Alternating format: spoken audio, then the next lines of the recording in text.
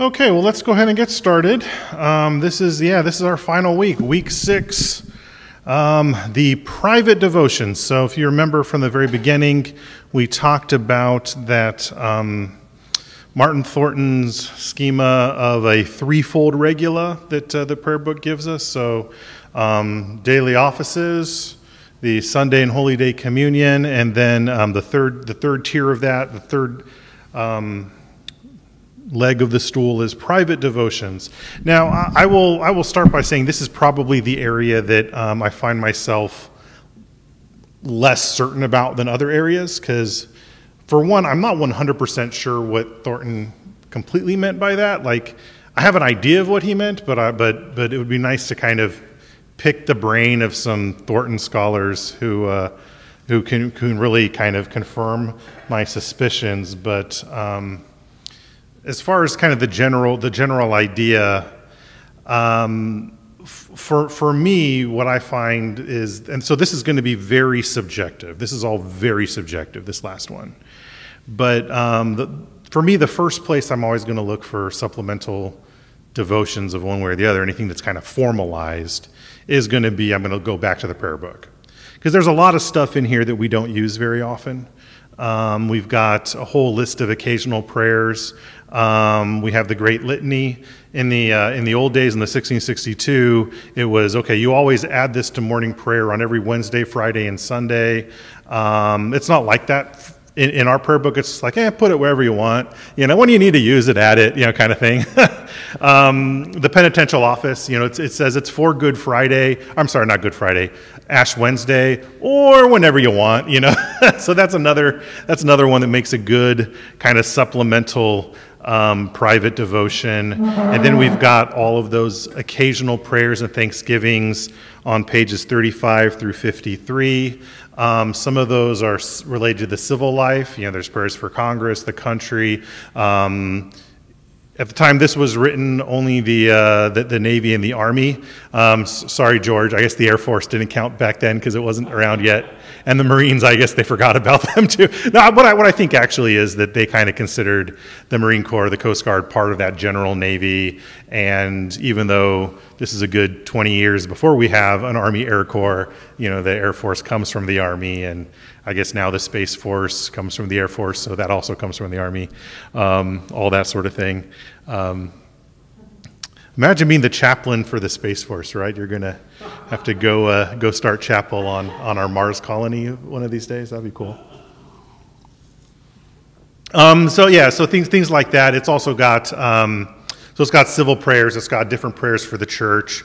It's got prayers for institutes of education, weather-related stuff, plagues and famines, all these sorts of things that might pop up, social justice, things like that. And then Thanksgivings for similar things. One of my favorite things is we have in there a prayer for rain, and then a thanksgiving for ceasing of the rain. Because it can go either way, right? And so there's different things like that. The family prayer section, we've talked about that already. That does come from some private devotions. It gets adapted kind of into a public context in our prayer book, but it does have its roots in private devotions, very popular ones in the kind of the early 18th century. And then we add a bunch of other occasional prayers to that. Interestingly, our altar editions of the prayer book put those occasional prayers from both sections kind of in an appendix in the altar edition, because the altar edition is just communion, right? It's not the whole prayer book, but they figure you might want to bring in those occasional prayers as part of the service from time to time. I've actually found that just seems awkward. Nobody really likes that, so we just don't usually do that. Or maybe I'll do one of those if it's a special season before the homily rather than before the blessing or something like that. But again, that's just the way it works here. So we have all those occasional prayers. That's really helpful. But also, in one of a good devotional exercise can be either looking forward to some of those occasional services or looking backwards to the occasional services, your baptism, your confirmation, the marriage service, the visitation of the sick, the burial service, and the ordinal itself, meditating on what we're supposed to learn from these. And so, for example, what kind of thing might we get devotionally from reading up about, reading the baptismal service, meditating through some of those teachings? What might we get from that would be helpful in a devotional sense, do you all think? Like a renewal of the promises. Yeah, it can help you renew the promises. That's a good one, yeah. Similar confirmation, same type of thing. Similar for marriage. Our visitation of the sick can kind of help us when we're going through tough times, even when we're not necessarily sick. Looking over that burial service helps us to remember our mortality. That memento mori thing is a really good thing. The ordinal, what do we actually believe our priests and bishops and deacons are supposed to do, and how can we support them in doing that? So that's important too. Those are some ways you might use the things in the prayer book in a private devotional sort of setting. Similarly, catechesis itself can be a devotional exercise, and that can be done both in public and in private. So we have in the offices of instruction, which come just before the confirmation service, we've got this almost a liturgical context for catechesis. It's done in the context of here's a liturgy for catechesis, so that's something that can be done in a more private situation, or just straight up the catechism itself. And I think the catechism is right before the family prayer section. It might be right after. It's adjacent to the family prayers. I mean, we all have our prayer book. We can look it up, but it's there. Right before. Okay. And then the articles of religion, looking through the articles there in the prayer book, reading those, engaging that kind of study as devotion aspect of those. And there is a sense where when we're reading through the good doctrine that's in the articles of religion, it should lead us to, doctrine should lead to doxology, right? We should be praising God as we learn these good things about these good beliefs in the articles. So that's one way. I don't know, any comments, thoughts on any of those less public things that might be used with the prayer book, or kind of private uses in the prayer book proper? I just got, my brother and my sister's birthday is this month, so they wanted prayer books because I've been talking to them about this stuff. And my sister's a nurse, and her coworkers, she's like the only Christian at her work, and so her coworkers will ask her to pray over her patients sometimes. So she was excited about the visitation of the sick. Yeah. And then she loved the family prayer section too. Oh, that's great. Yeah, that's really good. Yeah, that's a huge thing for a nurse. I'm working them, and just for information on that, different prayers for the sick are scattered in those occasional prayer sections. Like it's not always organized well in this prayer book. So as she and you learn those occasional prayers and the family prayers, you're going to find some of those prayers for the sick that you really like in different places. As we just kind of remember, okay, where's the one that I really liked, and maybe bookmark it or something like that.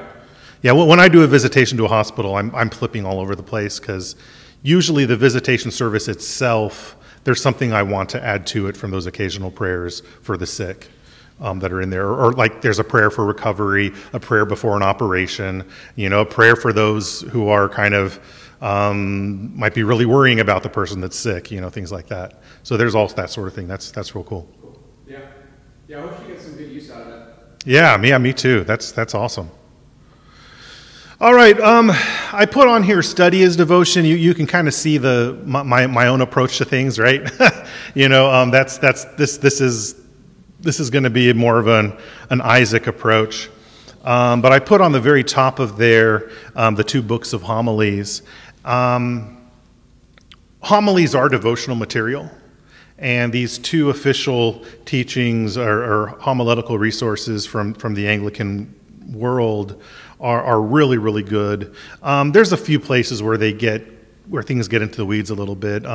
Famously, I am not a fan of the homily against the peril of idolatry, because it's crazy long. It's more of an essay than a homily, and its history is a little, it's not real good at its history at times. I mean, what it's trying to do is prevent superstition, which is good, but it kind of throws out the baby with the bathwater. But that's the only one where I really have any reservations of. And it's not like the main purpose of it I agree with. It's just the way it goes about I have issues with. But especially that first book of homilies, laying those foundational core doctrinal things. The first one's is about the fruitful exhortation on the use of Scripture. I mean, that homily is a love letter to the Bible. It's beautiful. And then going into the misery of mankind, dragging you down to the depths, and it really does. It kind of drags you down in that one. And then the one on justification that kind of builds you back up again. It's a great, especially that first book is really, really good. The second book also, but I particularly really care for the first book. The first book is mostly Cranmer, but some of the other early guys too. The second book is mostly Bishop Jewell during Elizabeth's time, Queen Elizabeth I. And he was probably the major writer in the Elizabethan time. Cranmer would have been in Edwardian time and before that. He, of course, is executed by Bloody Mary, so he doesn't make it to the Elizabethan time. But there's other the other of our reformers and our early and better divines. Again, Bishop Jewell, his apology for the Church of England is just shy of being one of our formularies. I mean, it historically was super important to our tradition. A new edition of that by the Davenant Institute has come out recently, so it's readily available again. But he also has some other stuff. My friend Andrew Brazier recently republished his, in one volume, his treatise on the sacraments, and what was the other one? Sacraments and Scripture by Bishop Jewell. That's a good read also. Richard Hooker, his Laws of Ecclesiastical Polity are just an excellent, just really chewing on things philosophically regarding natural law theory and how that applies in the church and in the state and in the regular lives of folks, that sort of thing. I would recommend The Modernization, again published by the Davenant Institute. Brad Littlejohn's the editor on that. Brad hasn't finished all of the volumes of Hooker's Laws, but he's done, I think, the first 4 or 5. I've got them in my library, and we did the first one in Sunday school last year, went through it, kind of that foundation of natural law theory. Archbishop Cranmer himself, his tome on the sacraments is just beautiful reading. It is a tome, though. It is a hefty read, and I don't know that there's any current publications. That's one that I read electronically. John Donne's Donne. It looks like Dawn to me, but it's Donne. I always forget how the right way to pronounce it. The way that it doesn't look like to me is John Donne's poetry is very much a classic of devotional literature. Bishop Andrews, Lancelot Andrews' homilies. Andrews chews on the Word of God like it's like a mental rumination on each aspect. Archbishop Usher, James Usher, his writings on the episcopacy and ecclesiology are just really neat writings. Again, you can find that from Davenant. There's others, but these are just the ones I'm more familiar with. Kind of some of my go-tos. Same thing with the fathers, the church fathers. Devotional reading of the fathers is pretty common. I put here first that there was a 40-day Lenten reading plan of the fathers where it took you through major works in the old 19th century translation by Schaff. It took you through, I think there was a dozen of the fathers broken up over 40 days. Some of them were you got them a couple days. Just as I was putting this together, discovered that that's no longer online. The people that were hosting that, it's gone. I have an EPUB on my devices, but I was able to find and copy the table of contents, and so all of the material you can find easily online, each of the materials. So if you're interested in that, I can give you the table of contents, and you can go find that on New Advent or something like that. But I put that one first because it's a really digestible way of getting into the fathers. It was the first kind of primary primary readings or translation of primary sources that I got into for the Fathers, and it was really good. St. Augustine's Confessions, it's a classic for a reason. One of the first autobiographies, and it's very devotional. John Chrysostom and St. Augustine's Homilies, St. Cyril's Catechetical Lectures, and again, we could go on, but these are kind of some of those major ones that can be used devotionally. And how much that interaction between devotion and study, I find it devotional. Some people might not, but that, again, this is very subjective. That's just kind of the nature of private devotions. On the back, some other. Well, let me pause there. I don't know if there's any thoughts, questions, comments, criticisms on the idea of kind of a more devotional approach to study as part of all that.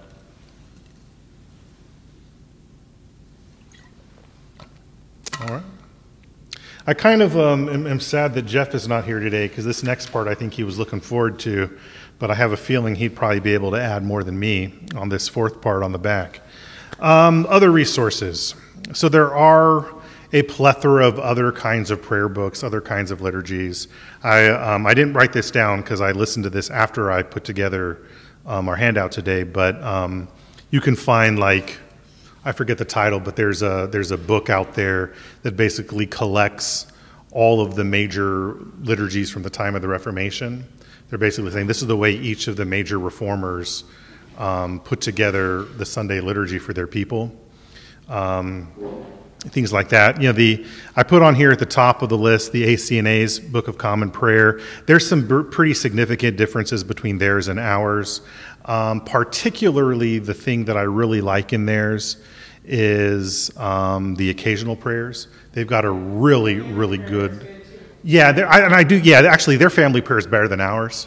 The 2019 HCNA. That's right. Yeah, you're right. Their family prayer is better than ours. For free on an app. Oh yeah. And you can even switch it to have just the family prayer card. Yeah, the app, ACNA, the prayer app has either the offices or family prayer. It doesn't have the rest. It doesn't have all the occasional prayers, I don't think. Right, you're right. It's just the offices. But, I mean, Yeah. they have more because they'll have also the midday. Right. Compline. Right. Midday and Compline, that's right. And you can switch to versions now, too. So you can get Yeah. the more traditional language if you prefer it on the app. Yeah, that's right. And you can do, they let you switch between the traditional ACNA or traditional language and the standard ACNA. They'll let you switch Bible versions how you want. They'll let you switch whether you're doing a 30-day psalm cycle or a 60-day psalm cycle. I mean, it's pretty clever there. But yeah, and the midday and the Compline and the family prayer are particularly good. The other one would be all those standalone occasional prayers. So those are really the golden jewels, I think, in the 2019. I'm not as big of a fan of their occasional services, their baptism, marriage, and that sort of thing. I think the traditional prayer book does all that way better.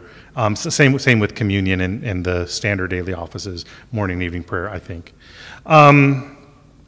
There's a plethora of Anglo-Catholic resources for those that are kind of inclined that way. Probably the most famous is the St. Augustine's prayer book. It's been in and out of print for decades now. There's some, because of it having that Anglo-Catholic tendency, there's going to be some things that I'm not real comfortable with, some Marian things, invocation of the saints, going to be doing more importing from Rome that I'm not real comfortable with. But I know that is a go-to for people that do like supplementary prayer resources. Your hymnal works as a supplementary devotional resource. Various hymnals, not just yours, but the other ones. Lancelot Andrews has he wrote some, Bishop Andrews wrote some private devotions that have really stood the test of time. I bought Heather a copy of Jane Austen's private prayer devotions, and so I mean, there's all sorts of stuff out there, but these are just some of the ones I'm more familiar with. And then finally, I wanted to touch on prayer beads. That's a thing that a lot of people really dig. There is, and I have here this picture, a graphic of the Anglican Rosary, the so-called Anglican Rosary. Now, this is not a old tradition. I mean, we need, people want to say, oh, everybody has been doing prayer beads forever. Actually, we really haven't been doing prayer beads forever. I mean, that was what happened in our circles, in Anglican circles, was either folks were just borrowing from Rome until about the early 80s when this Anglican Rosary came about. As you'll see in the picture, it's got cruciform beads, so 5 beads that form a cross, 2 on the bottom, 1 on each side, 1 on the top. And then in between are 4 groups of 7 beads, which they call weeks, as opposed to the Roman Catholics' 10 beads being a decade. So these are weeks because there's 7. Roman Catholic standard one has 10, which is a decade. And altogether, 7 times 4 plus 5 is 33, so the beads are for the 33 days of Jesus' life. Where the Anglican Rosary gets a little bit fuzzy is that there isn't really a standardized approach to using it. So you look up a resource and everybody has a different approach to it. Y'all did a class, a breakout on that at the Daughters of Holy Cross, right? And so I'm sure they gave you like a little booklet or little printouts. Yeah, there's multiple ones. Yeah. That lady has found and does. I put a link here to one that has a number of different options for that. I've never, I won't say I've never found prayer beads particularly useful, but I haven't found them useful in a very, very long time.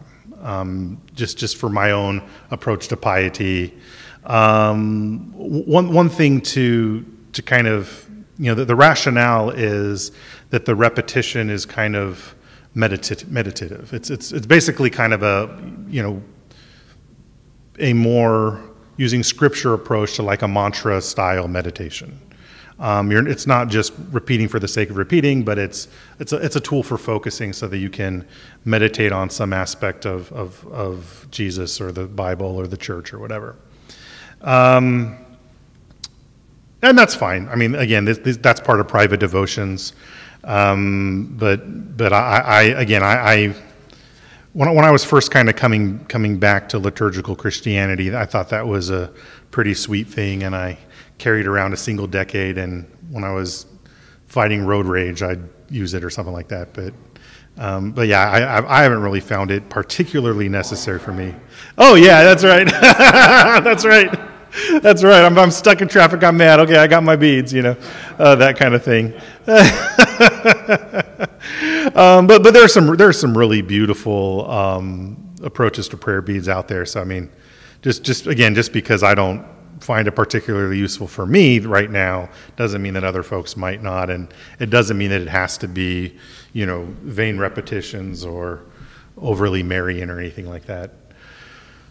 Comments, thoughts, questions? There's not a whole lot more I have on this. This is a pretty light one for me. I don't know if y'all have a particular favorite private devotion that you'd care to share. I was just curious why it didn't have like my atmosphere as highest or something like that. It just didn't occur to me. That's a pretty classic devotional one. Yeah, that's a good resource too for the recording. My utmost for as high as some of those classic devotions. It just didn't occur to me. Yeah. So some of those, like when I was a kid, we did Our Daily Bread, and I've owned my utmost for as high, so I've never actually gone through it. Yeah, So I haven't completely finished it either. I've done pieces of it, but yeah. the one I have is it's all like you would really like. It's written in King James, so at the time whenever I got it, I was really struggling to understand it. Now I Yeah, probably would go back you'd have no problem now. Yeah. But that was when I really was not a King James savvy person. And I think, if I remember right, it was a Puritan devotion, right? Like one of the Puritans had written it, I believe. I don't know. Oswald Chambers is the author, but I don't know. Yeah, I don't remember. But yeah, I mean, yeah. But that's a really classic one. It just, anything that is omitted from here is not because I don't think I think it's bad. It's just, it didn't occur to me. I mean, because there is so much material out there. Yeah. things like that. People have done a lot of them. Yeah, guided studies of different books, absolutely. Those things, those yeah. I mean, Christian publishing would not be an industry if it weren't for myriads approaches to private devotions. And I think if and kind of riffing off of that, the important thing from my perspective anyway is don't let these private devotions be a substitute for God's word. I mean, because that can happen, right? Okay, I've done my Bible reading for the day because I got my 2 verses from our daily bread. Well, you're not really getting much of the Bible that way. You're not really encountering God's word, and sometimes the devotional material can, like, it's like someone chewing your food for you. Sometimes, not all the time. Again, it doesn't. Different quality. Okay, here's one that I may get in trouble for this, depending on who's listening. What's that one? Sarah, what's her name? Jesus Calling. That's a terrible book. It is a bad book. It's the framing is, these are the things that Jesus gave me to tell to his church on his behalf. Okay, how do we know that you're a prophet? Sarah, what's your name? It's totally against the way our reformers would have looked at things and the church fathers would have looked at things.